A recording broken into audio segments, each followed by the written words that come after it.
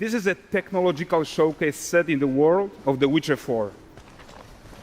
What you just saw and are going to see now is running on a standard PlayStation 5 at 60 FPS with ray tracing.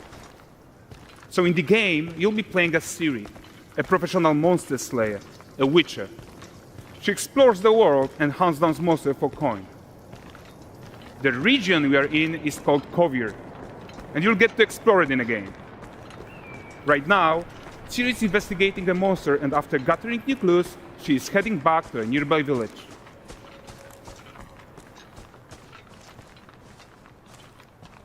All right, everyone, meet Kelpie. Let weeds be weeds, Kelpie. So just like Geralt had Roach, Ciri has her own loyal companion. We return to town. These two characters need to feel like one. Since you're gonna explore the world on horseback, riding needs to feel seamless, natural, and just fun. Yeah, and to support that, we're introducing multi-character motion matching in Unreal. So Ciri and Kelpie, they're perfectly synchronized when mounting from any angle and speed. And we also support root motion movement on Kelpie, so controlling her feels realistic and grounded. And there are also some really nice improvements to our Unreal Chaos Flesh Solver and these machine-learned deformations. So you've got realistic muscles moving and stretching under Kelpie's skin without compromising the performance there.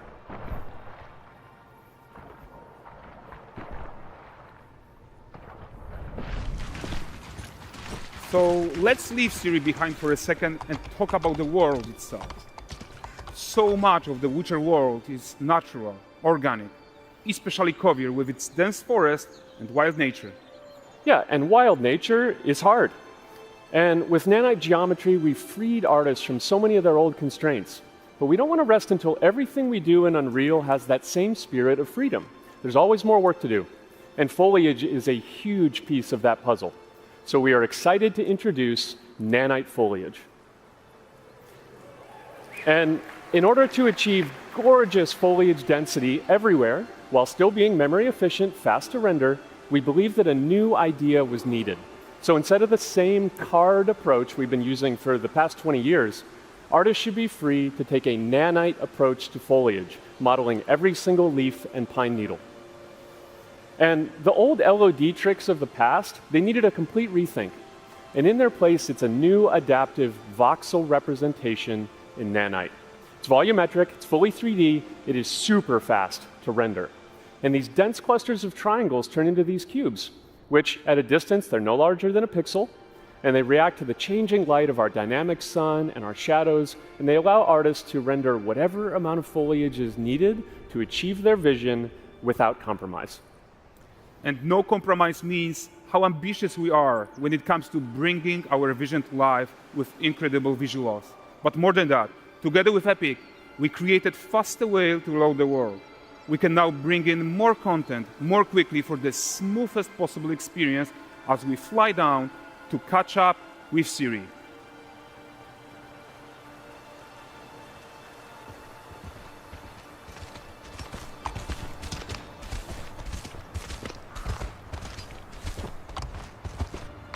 Welcome to Valdrest. So Valdrest is a port town, a hub for fishing, trade, and mining.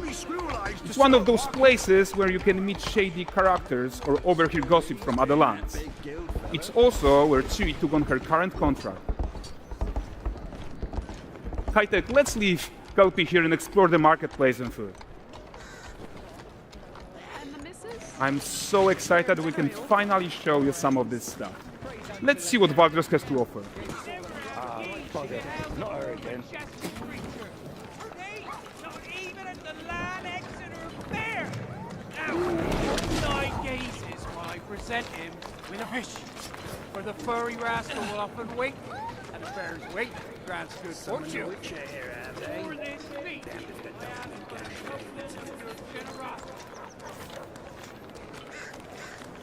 Pardon. Guys, notice how responsive the world is.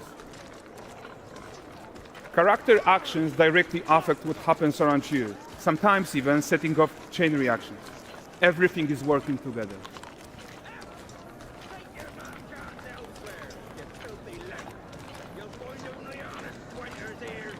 Oh, look at this poor gentleman being taught how to fly by an angry innkeeper. That's what happens when you cheat at Gwent. Last of it, is it?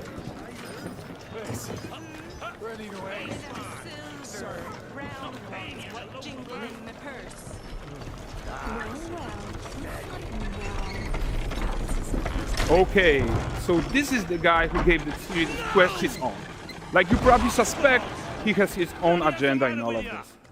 You're off your tits again, Wilfred. Get your ass up.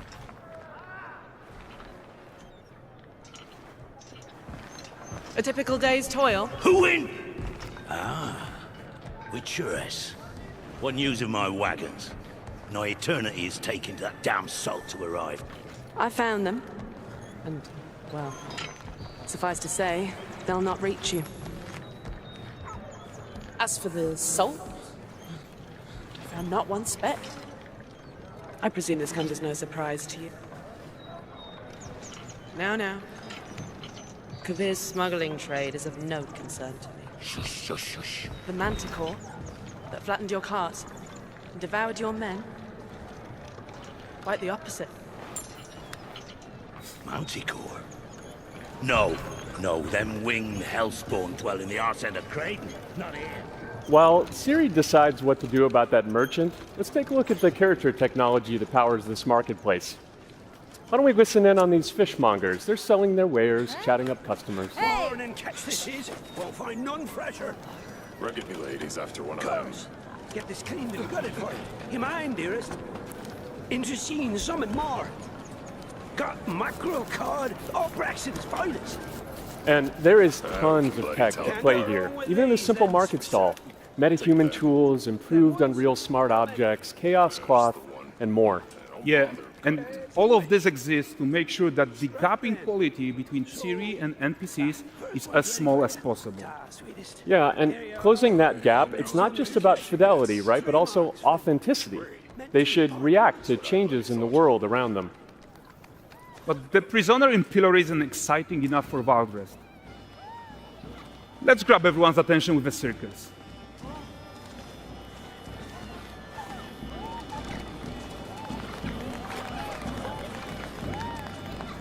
But the great performance deserves a huge crowd though. Let's crank it up.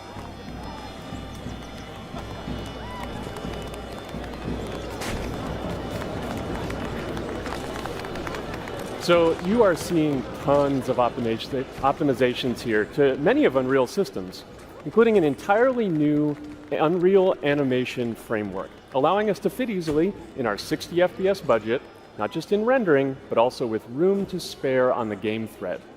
Over 300 animated skeletal mesh agents all going about their business. And the whole point is to leave breathing room for developers like you to introduce the gameplay and the systems that your players expect, empowering you to make your worlds come to life without Unreal standing in your way. You are right, and that's the open world RPG that we're making. But before we wrap up, how about one final check-in with Siri?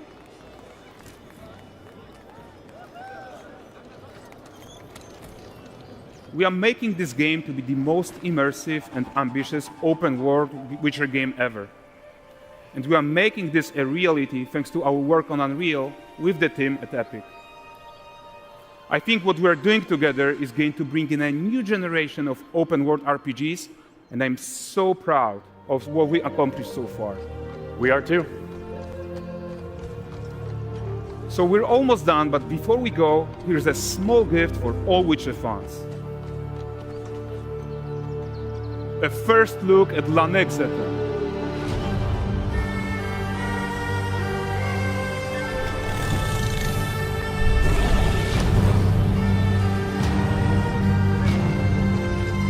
Onward, Kelby. We've worked to do. Hello there. I am Mr. Buttons, purveyor of cosmic curiosities and insatiable conversationalist. What brings you to this spectacular catwalk, my friend? Perhaps a yearning for the unknown.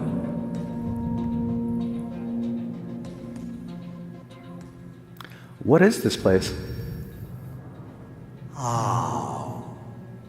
This, my friend, is a cargo room. But not just any cargo room, oh no! It's a portal to possibilities, a stage for the unexpected, though a bit dusty if I am honest. What does the button do? The million-dollar question. What doesn't it do? It's a gateway to glory, a ticket to transformation, a symphony of, well, you get the idea. It does things. What about those signs that say "Do not press button"? Signs, you say? Siegins.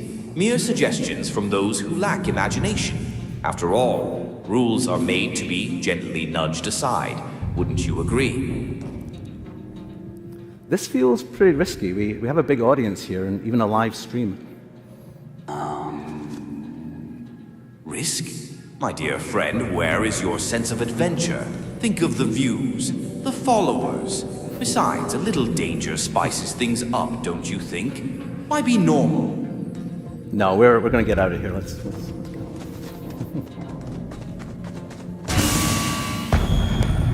Leaving already? But the fun is just getting started. Think of the stories we could tell, the realms we could conquer. Or, you know, just press the stinking button. Open the door, Mr. Buttons. A door? Why bother with doors when there's a universe waiting to be unlocked with a single press? Come on, where is your sense of adventure? Push it. Push it, no. Look, if I press the button, will anything bad happen to the audience?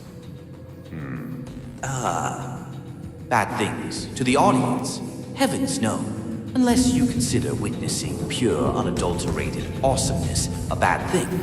Go on, give the people what they want. All right, let's do it.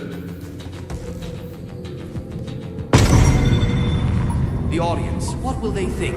What did you do? This is going to be good.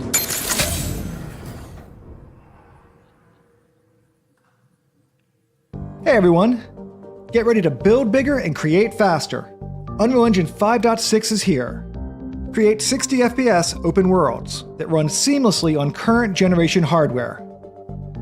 Illuminate richly detailed environments with hardware ray tracing enhancements that boost Lumen Global illumination performance. Stream geometry faster for smoother loading of massive static worlds. Visually edit animations with an intuitive redesign of motion trails. Quickly and precisely fine-tune animation with revamped tween tools and a redesigned, optimized curve editor. For unmatched realism in your character animation, check out the new physics control rig. MetaHuman Creator is now embedded right in Unreal Engine, with new features for authoring high-fidelity faces, bodies, and clothing. We've redesigned the content browser for faster, smarter asset management workflows. Plus, get instant access to key tools right through the Viewport's toolbar. Preview PCG elements in real time using the new 3D viewport. And enjoy smoother, more efficient GPU spawning at runtime. Discover more of what's new in Unreal Engine 5.6 on our website.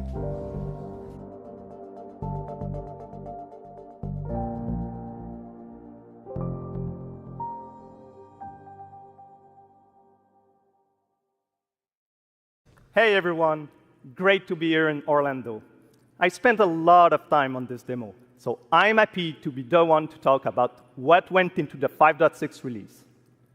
An open world like that was just the perfect content to focus on our main goal for the release, which was performance. We want the engine to scale to large and rich worlds, we want to preserve graphics quality, and of course, we want to deliver high frame rates that you and your players expect. So let's check it out, starting with rendering. If you all remember, when we released Nanite with UE5, it supported static geometry. Last year, we brought skinning to Nanite. And now, we're working on Nanite foliage. The only way to have a forest that looks as good as this one is to use 3D geometry for all parts of the trees, just like we do for everything else. However, this is a crazy amount of fine geometry. So we had to rethink how trees are created and displayed. To create them, we developed Nanite assemblies. These 28 little parts that you see are all that we use to build all the spruces from the forest. They are instanced thousands of times and used like building blocks to assemble trees in different ways. And as you probably noticed with the wind effect, they even support skeletal animation, which runs on the GPU. Thanks to assembly, we greatly reduce the storage, the runtime memory, and the rendering cost. Then, to display an entire forest, the challenge was to preserve fidelity and performance from any distance. Let's check up close the level of detail we're talking about here. Lots of details. But this triangle representation is not the most efficient when far away, due to the amount of overlapping. And that's why we made an adaptive voxel representation. But in reality, you'll never see those voxels this close, since when we move the camera back, they're barely a pixel. Nanite foliage is almost done. We are moving it to the main line as we speak, and it will be available for everyone in 5.7. Another thing I would like to share is that ray tracing and Lumen now run more than twice as fast, with no visual trade-off compared to when UE5 was released. And because of that, we can now hit 60 FPS on consoles. And finally, we rewrote the rendering pipeline to run asynchronously so you can increase the richness of your scenes even more. Now let's talk about chaos physics. For chaos cloth, we improve our cloth-to-cloth constraint solution. This removes a lot of collision evaluation when garments are piling up and interacting with each other. Even for complex setup like Series Cape, we hit a sub-millisecond budget on PS5.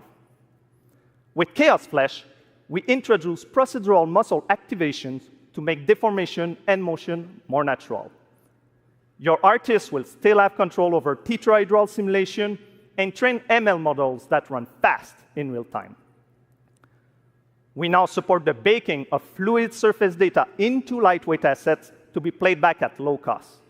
This is going to give you high-fidelity water without the performance cost of real-time fluid simulation. For animation, we work on both performance and fidelity. Here, you can see how Siri and Kelpie match up in their interaction. Well, that works no matter the angle of approach. That's our Modes character motion matching solution. We also added motion matching in Sequencer to build stitch tracks. With them, you can seamlessly transition from gameplay to cinematic. Also, we now have a secondary layer of animation driven by physics in Control Rig. We used it in Kelpie's rig to drive the mane, the tail, and the saddlebacks. And now, I'm happy to announce that all these features are already integrated into our new Unreal Animation framework, which we are releasing as experimental in 5.6. We built it with performance first in mind. Animation evaluation are now running in parallel off the game thread, which was our bottleneck. And for the other character systems that are just as costly, like movement, avoidance, state tree behaviors, we also move them to worker threads. This is really going to help you create scenes that are crowded and lively. Streaming has always been a big deal regarding performance. And the three biggest improvements we made are physics state creation, which now runs async, improved runtime PCG for ground scatter on GPU, and a new FastGeo plugin to stream static geometry. And just to take a different example, in City Sample, the streaming time was cut down by 90% while moving at high speed. We focus on a lot of areas for performance in 5.6, and mobile is no exception. We work on better defaults and scalability settings for mobile and minimize the default package size. We also improve our workflows with a UI refactor of the viewport toolbar and content browser, an on-device iteration workflow, and a mobile preview solution. So there you go. Unreal Engine 5.6 is all about performance, and it's available today.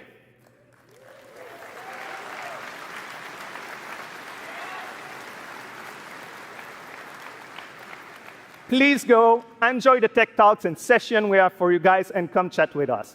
And now, please welcome Chris from the MetaHuman team. Thank you. Thank you, Julian.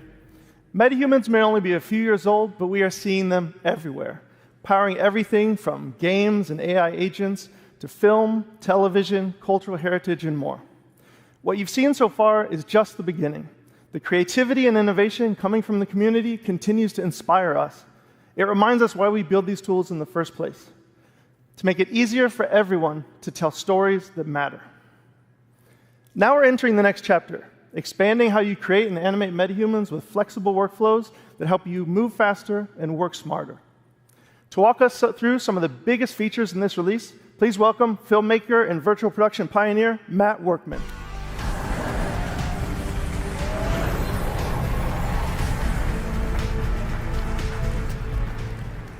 Thanks, Chris. For those that don't know me, I'm a cinematographer and Unreal Engine developer. I worked on Epic's first in-camera VFX demo, the one with the motorcycle surrounded by LED walls. It was pretty cool. I'm also the creator of CineTracer, a previous tool used by filmmakers worldwide. I've been using MetaHumans in my work since the alpha, and recently I've gotten some hands-on time with some of the new features coming in Unreal Engine 5.6. MetaHuman Creator is a fast and intuitive web-based application used for creating digital characters. And now, with the 5.6 release, all of that power is available directly in the editor. That's right, MetaHuman Creator is now fully integrated into Unreal Engine.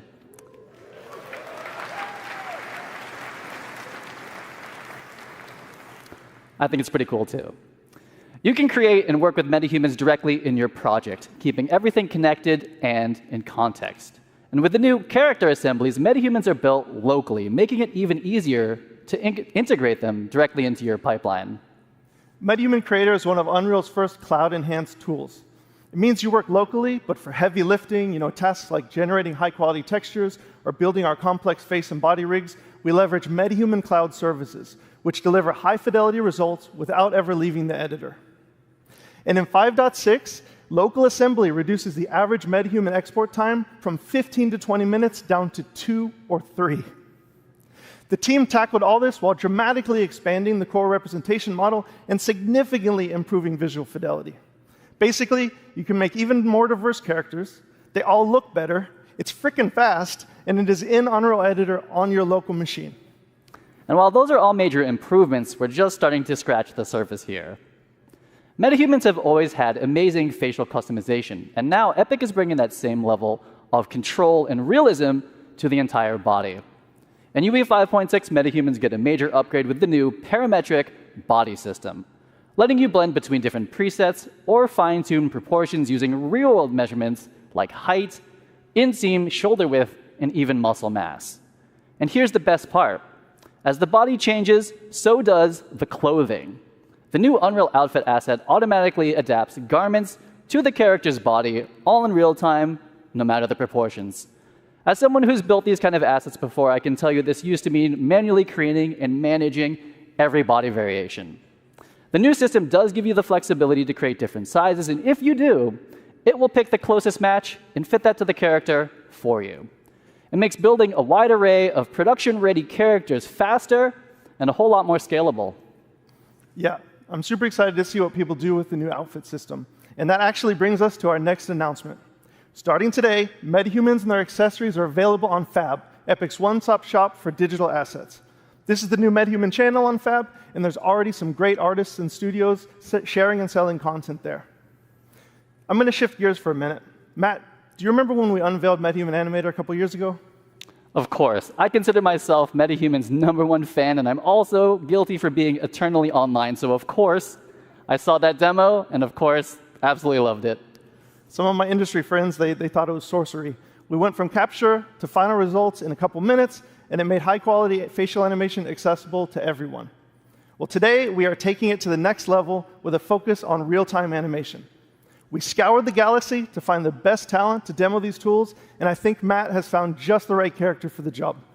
Now, I could be wrong, but I think I cooked here. This guy is a true professional, tons of experience, and he's even going to be joining us via live telecast from space, outer space. Let's go ahead and connect.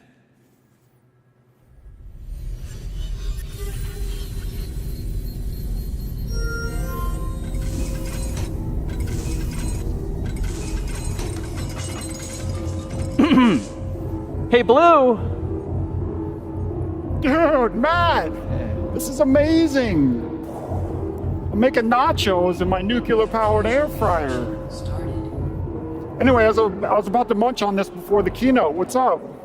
What's up is that this is the keynote. We're live streaming to Unreal Fest right now. Dude, you're live. Oh yeah, look at that. You people in your time zones. Hey, Chatterbox, can you turn it down? Like way, way down. I'm about to do a keynote. Yo, so what's up, Unreal friends? So get this, for the first time ever, you're seeing me live in real time. This isn't pre-recorded, it's not baked. You're seeing everything as it's happening. Woo!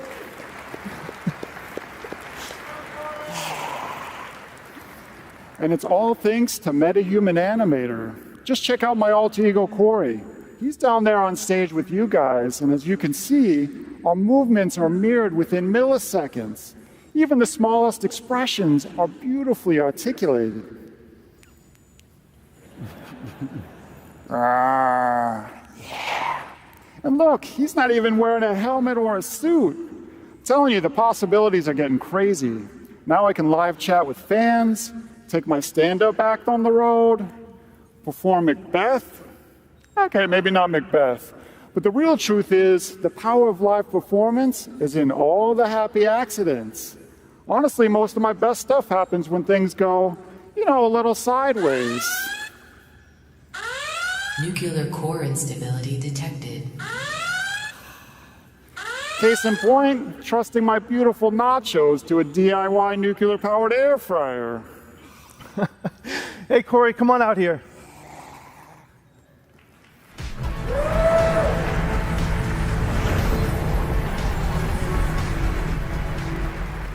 Corey Strasberger, everyone, the genius behind Blue and Xanadu. MetaHuman Animator now delivers high-fidelity facial animation from virtually any 2D video source in real time.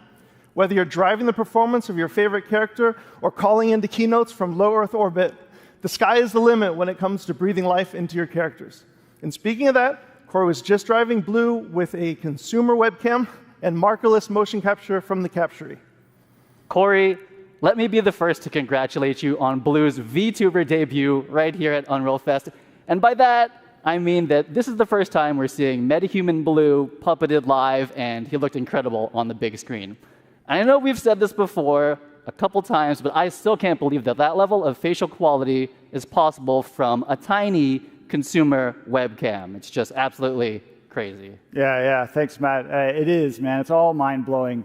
And for me, doing everything sort of solo, being able to see my performance like instantly is literally at the core of my pipeline. So I've been waiting for this quality for a really long, long time.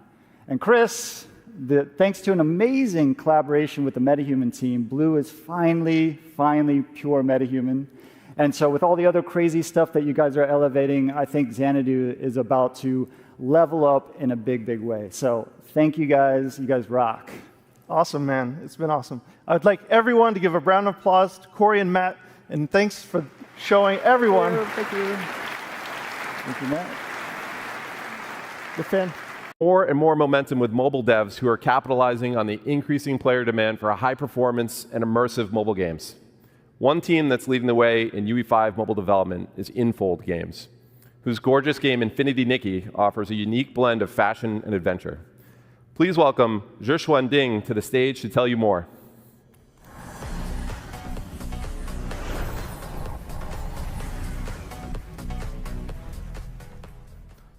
Hi, everyone. First, I want to thank our friend at Epic for inviting me here today. As you can probably tell, I'm a little nervous being on stage in English. But I was even more nervous when I first joined in photo games to create Infinity Nikki, our most ambitious project yet. Let me share our story with you. Our journey began in 2012 with just 4 people.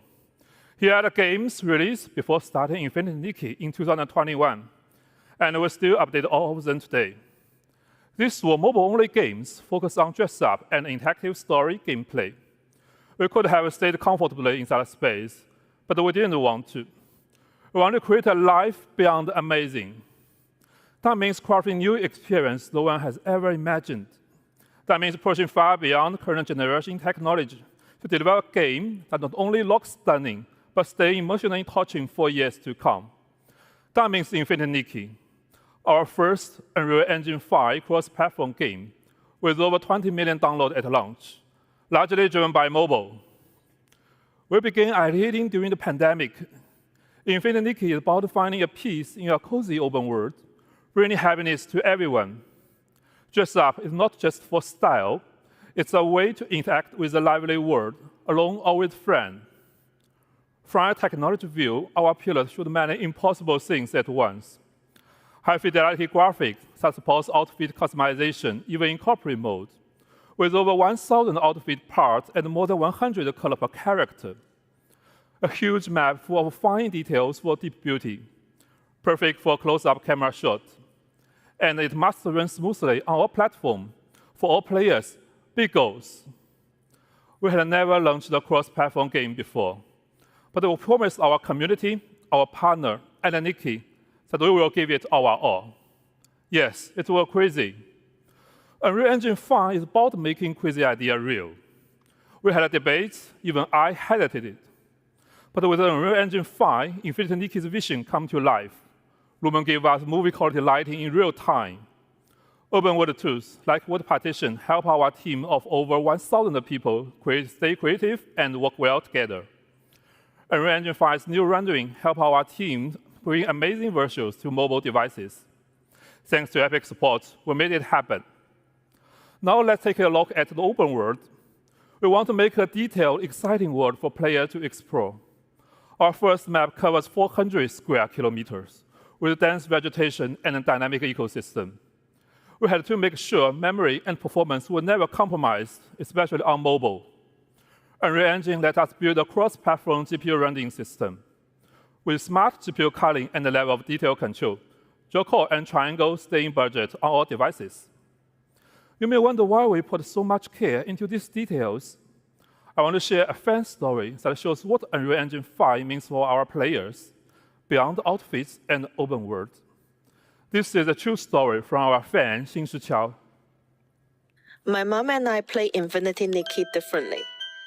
She reads every item description, smiles when Nikki jumps, and changes into a pretty blue outfit. It does not matter if she finishes the platforming. When I was finally able to take her on a long-distance trip, she spent hours picking dresses and took many photos, even of a small flower by the road. Now I understand. My mom loves every small moment. We play Infinity Nikki in different ways, but we love each other the same. We hope you enjoyed this story. We hope you find the omen of the world's beauty in Infinity Nikki, the coziest open world game for everyone. Thank you for your time, and have an amazing Unreal Fest. Please welcome Ken Kim, CEO of Netmarble Monster, to the stage.